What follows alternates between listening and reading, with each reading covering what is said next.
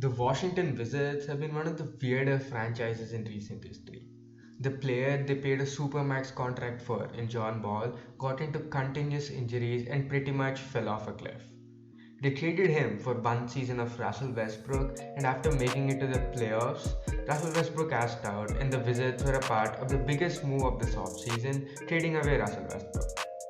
They got quite a lot in return for a pretty large and bad contract, and today I want to talk about what we should expect from this team this year and if they're actually better than they were last year. They be like, yeah. Can you teach me how to dirty? You know why? Cause all the bitches love it. All I need is a beat that's super bumpin'. And for you to back it up and dump it.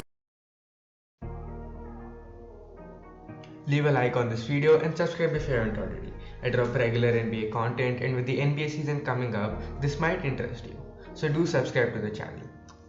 As mentioned, the Wizards made the playoffs last year, and a major reason and the biggest catalyst for that was the scoring champion and the only player who was great from start to end, Bradley Beal. The Wizards added a lot of players this year, but at the end of the day, the Wizards go as far as Bradley Beal takes them. Beal has improved every year of his career, and I don't expect that to change. I wouldn't be surprised if his scoring went up to levels till like 35 points per game, as about 40 to 50% of his shots came from deep mid-range last year, and with his efficiency and shooting always improving, I expect him to convert these long twos into threes. Similar to how CJ McCollum did in the start of last year, but to a higher degree, and this will increase his scoring numbers. He has much better spacing around him, and that should help him. Another underrated aspect about his game is how much he drives to the rim. His shooting arsenal and great ball handling skills make it harder for defenders to commit. Because if they commit to his shot, Beal is top 10 in drives per game in the entire league, and top 5 in points out of drives per game, and is really efficient at the rim.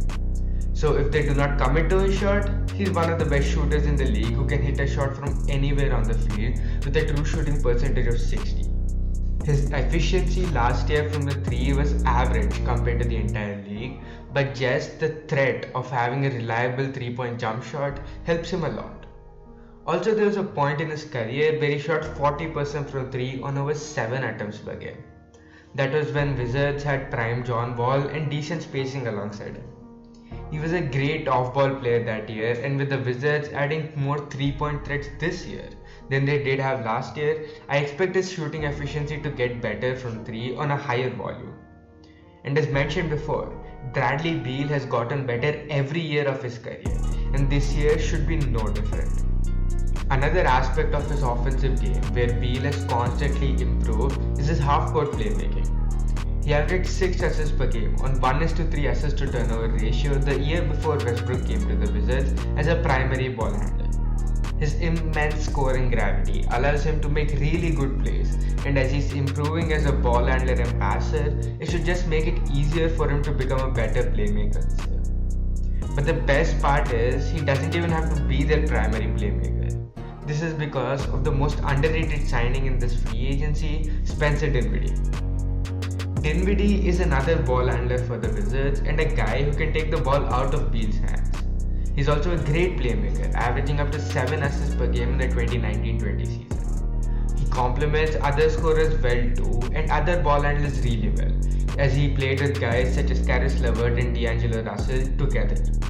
He's a very inconsistent shooter, shooting below league average, but he was showing signs of improvement pre-injury and at the end of 2019-20 season. A lot of his shots are at the rim, and his rim pressure is his main scoring gravity, which will help his playmaking. His 3-point shot is improving, and I hope he can continue improving this year too, because he's going to be the second or third option on a very deep team with many respectable scoring threats. So if he can be a consistent scorer, it will unlock a lot for his game playmaking wise, and this will allow other players to unlock their games too, because they'll be able to get open shots. He's also a decent to above average defender, which is also very helpful for this team, as that was something they were struggling with last year. The problem is he's coming off a very serious injury, which has a long history of players who have not returned back the way they left. So if this does happen, it'll be a bummer, but I hope it doesn't because the Wizards with Dinwiddie are going to be really fun to watch.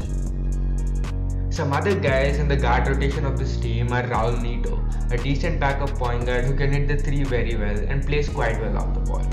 Kentavious Caldwell-Pope, one of the best and most underrated guard defenders in the league, while at the same time being an above average 3-point shooter. He's slightly inconsistent, but he'll be serviceable and a great threat more often than not. Even the rookie, Corey Kispert, is more of a wing, but he can play the 2 too. He's a good off-ball defender and is a really good 3-point shooter. He plays very well off the ball and the Wizards can use that. The common trend you might notice is the 3-point shooting, and that in my opinion is the biggest trend of this Washington team this year, their spacing. Even defensively they've gotten better, their depth has improved and they have a great forward rotation too. Deni Avdija is a sophomore player who will probably get way more opportunities this year with no Westbrook. He was restricted to a spot-up shooter role last year when that was clearly not his strength. He was inefficient from 3, but as a rookie he showed signs of improvement in a department he wasn't great and wasn't considered as a strong spot-up shooter coming into the league. His playmaking and ball handling were his main skills, and with him probably coming off the bench and with them not having any ball dominant guys off the bench, he should get much more opportunity as a ball handler, and I hope he gets much more opportunity as a ball handler and he flourishes in his playmaker role too. The depth of this team is without a doubt better than the last one. They solved some issues that they had last year and in my opinion have raised the ceiling of this team. And the reason for that is, as weird as it sounds, the addition of Kyle Kuzma.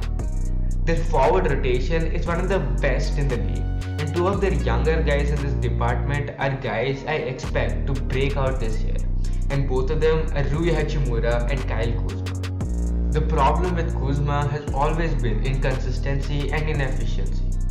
This also had a lot to do with his weird fit on offense with LeBron James and Anthony Davis on the Lakers and not using him very much.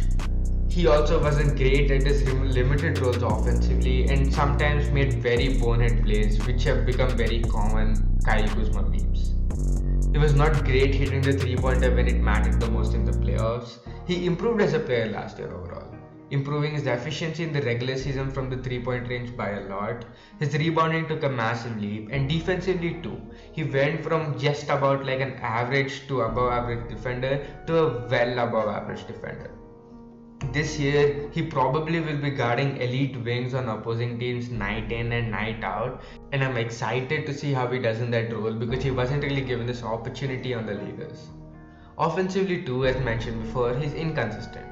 But his improvement in defense and defensive IQ gives me hope that his offensive IQ, which is one of his biggest flaws, will improve too, and his shooting should get better with perimeter threats like Beal and more 3-point shooters the Wizards have this year, which he did not really have on the Lakers. He can hit the scoring numbers he hit with the initial Lakers team in his rookie and sophomore years, probably lower, but he's in a perfect situation for an offensive leap. And I hope he does take this leap so that he gets the respect he deserves too, because the NBA community really hates Kuzma and his memes are funny, I can't say no to that. Another wing guy who I expect to take a jump alongside Kuzma is their guy who they drafted a while back in Rui Hachimura. Rui, you could say, was the 3rd option on the Wizards team last year. He averaged about 14 points and 5 rebounds on 48 and 33 splits. This is pretty much the same numbers he put up as a rookie, but this is because he was the 3rd option on the team and he got much less touches compared to his rookie season, as his usage rate remained the same and actually slightly went down. He had to play alongside 2 ball dominant players and was sometimes restricted to a spot up role, as I mentioned before with players like Deni Avdija too. But still, he put up really good numbers on well above average league efficiency.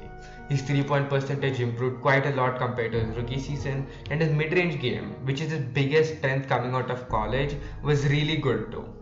He shot above 40% from mid-range and his finishing took a massive jump too.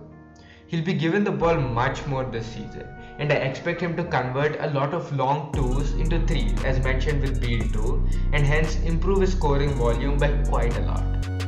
He also looked much more comfortable with the ball in his hands playing for Japan in the Olympics, and he was actually quietly a slightly better playmaker too. I expect him to take a leap into stardom either this year or next year, and his solid defense and physical tools too play a big role in these expectations. Both Kuzma and Rui can play good to above average defense and are good offensive players who should get better on this end this season. As mentioned, I expect them to take a jump offensively, and this will drastically raise the ceiling of this Wizards team. They also have Davis Bertans on this team, who is one of the most overpaid guys in the league and whose contract I hated ever since it was given to him, but he can hit threes, and that will be helpful and provide the Wizards with some more frontcourt versatility, I guess. The Wizards weirdly have a good center rotation too. They have 3 rotational centers who can contribute to this team. None of them are like elite defenders or defensive anchor level players, but offensively they're really good. Montrezl Harrell was the guy they acquired in the Westbrook trade, and to be honest, I expect him to play more at the 4 than the 5 because the Wizards have 2 more guys who play center, and both of them are more important for this organization than Harrell is. Harrell is a great offensive guy who provides a lot of energy to this team and can be a great backup interior presence. He won a 6th Man of the Year award recently too. Defensively, he's terrible and undersized, so he might be played off the court like he has been consistently with the Lakers and Clippers, but it isn't a problem to have a good offensive pick and roll guy on the team and having more guys who can back him up even if he's played off the court. The 2 centers I'm excited to see are Daniel Gafford and Thomas Bryant. Gafford is a player they acquired at the trade deadline last year and a guy who played really well and was a massive bright spot for them last year. He provided them with much required defense and was one of the only positive defenders on the team. On offense, he provided them a lot of energy, and playing alongside one of the best pick and roll guards in NBA history in Russell Westbrook, he dominated as a role man on the pick and roll. The Wizards don't have a dominant pick and roll guard this year like they had with Westbrook last year, but Dinwiddie and Beal can both do a decent job as pick and roll playmakers and improve in this role while playing alongside Gafford. Defensively, he has the tools to be a defensive anchor, but he needs to take a massive jump and be much smarter as a player in this end. I don't expect that to happen this year, but I expect it to gradually improve over his career and something that will help the Wizards a lot. Another center they have who got injured very early last year is Thomas Bryant. Thomas Bryant allows them to play both Harrell and himself on the court together offensively, as he's one of the best shooting bigs in the league, shooting 43% before getting injured. He's terrible defensively though, so playing him and Harrell together might not last that long, but hey, who cares about defense anymore? But if they really want to go full on offense, they can try that lineup. Thomas Bryant was looking better in the interior too before he got injured, but injuries have always been an issue for Bryant his entire career. He has quite a lot of potential offensively and has always been showing flashes, but injuries have kept him away from that. In my opinion, Daniel Gafford is the most important center for the Wizards and the guy who will probably get the most minutes too. So the Wizards are much better than they were last year. They have more scoring options and more guys who can do much more than just spot up like last year. They did a decent job making up for the playmaking they lost while losing Westbrook, and they also improved drastically on defense. They can be a middle of the pack defense which is significantly better than what they were last year, which was an all-time bad defense. They have a lot of 3-point shooting threats and a lot of young guys who can be wild cards and break out this year. All the guys they got complement Bradley Beal really well offensively and defensively, and overall they're just a significantly better team than they were last year. This might be a hot take, but based on how much their young guys improve, I can see them being a slightly better team than the Knicks this year, but hey, it's a hot take. They have a ceiling of a 6 seed and a floor of the 11 seed. They'll without a doubt be a playing team and at the minimum maybe make it to the playoffs. The only weakness I feel this team has is that they have to keep Bradley Beal, and the organization is doing everything they can to do that. And I don't really know if they have the star power which will convince Beal to stay. From what you've heard so far, Beal says he really wants to be with the Wizards, but from what I assume is that he really wants to get a Supermax contract because that will be the biggest contract in NBA history and probably ask out first thing after that. But purely from a basketball standpoint, this team is much better than they were last year, and this team is going to be really fun to watch with a lot of young, exciting guys, and of course, Bradley Beal on this team. So, yeah, with that, we've come to the end of the video. Be sure to leave a like and subscribe to the channel.